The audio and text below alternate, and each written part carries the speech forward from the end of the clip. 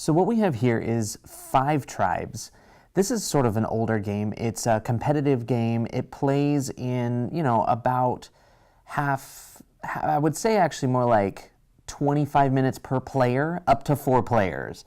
Now, I bring up the playtime because that's actually what this is all about. In this game, there are a lot of ways to earn points, and they're recorded on this sheet. Now, this has an expansion in it. So there's actually like 2 more ways to score points than in like the vanilla version of this game. And those are represented by the magic items and the purple meeples that are on the board here. So magic items, purple meeples, they add a little bit to this game. And I'm also bringing that up because this game benefits greatly through extreme analysis. So what happens in the game is you are supposed to be taking one grouping of meeples and dropping them off in a line or in a path, kind of like how you do in Mancala. So I picked these guys up. I could go, 1, 2, 3, and then pick up the same color that I dropped off for the last meeple that's my whole action. That's my whole turn. And then I do something based on the meeples I picked up, and then I do something based on the tile that I picked them up from. So there's 2 different things that I have to do there. Woo, I'm throwing stuff. Now, that's all well and good, and it seems like that's a pretty simple thing to do, but I just did one move that brought me around in this corner.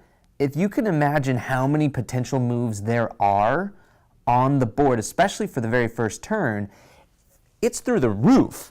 So I'm over here trying to determine what's the best move.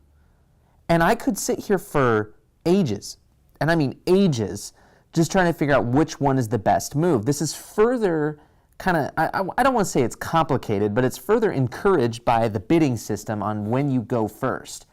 When it's time for the round to be over, everybody's taking their turn, you bid on who goes first by spending money, which ends up being victory points.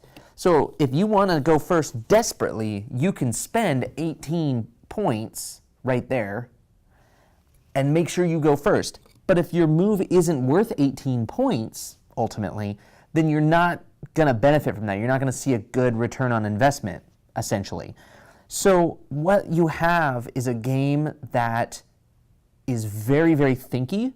It's really great. I really do love the game, but it can drag. So when I say 25 minutes per player, that is a real just estimate, because you can earn points from just money. You can earn points from picking up yellow meeples, purple meeples, and white meeples. You earn points from gaining genies. You gain points from having access to trees and palaces. Those are 2 separate pieces on this record keeper. There's points for just putting your individual camel on a spot, and you get the points for that spot. There's points for owning magic items. That one's just worth 5. There's points for owning a certain number of goods. At the bottom of this track here is a marketplace. You pick them up and you want like unique goods on your tableau. So it's not like anything that you're going to be trading or changing, but it will be worth points, and the points graduate as the game goes. So like getting an early chunk of goods that might be more or less rare is worth it to you.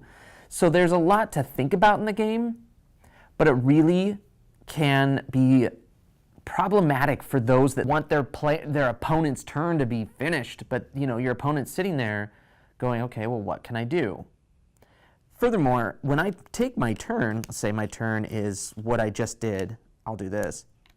I added another meeple to this square and to this square, which means now that if I was to pick up from here, I would move 4 spaces, since now there's 4 meeples in there, and that drastically changes the board. So I can't actually, I sort of can, but I shouldn't prepare my turn ahead of time. My plan was to move these guys anyway, and it doesn't really matter if you move these guys, it still is a good idea to see if by moving these, I can actually get more points than what I thought I could get by moving these. So in some ways, the game really, it both benefits and suffers from the ideas of over-analysis and analysis paralysis in some ways, because there's just so much going on here. But if this is the type of game that you think has enough strategy and enough interesting things going on, I highly recommend it because it is still one of my favorite games. I'm having a hard time getting it to the table for some of my friends don't really enjoy the analysis paralysis, but ultimately the game is super pretty. It's really actually quite fun to play, and it has a lot of great moments in it where you realize that, oh, you know, I got a lot of points off of the marketplace, but my opponent has so many camels out there, it might actually beat me. And you think you're doing well, but then you realize how many more points somebody else is getting in another area. And that can actually be really interesting. It'd be kind of fun. Even if you end up losing, you're like, oh my gosh, I lost by like 2 points because you went hard on camels or you went hard on magic items and I just didn't see that coming.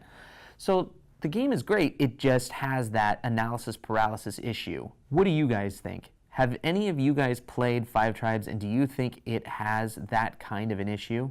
If so, feel free to leave a comment, and thanks for watching. If you liked this video and you want to see all of our other videos or want to get alerted to other videos that we post, feel free to hit that subscribe button and make sure you hit the bell icon so that you can get alerts directly to your inbox.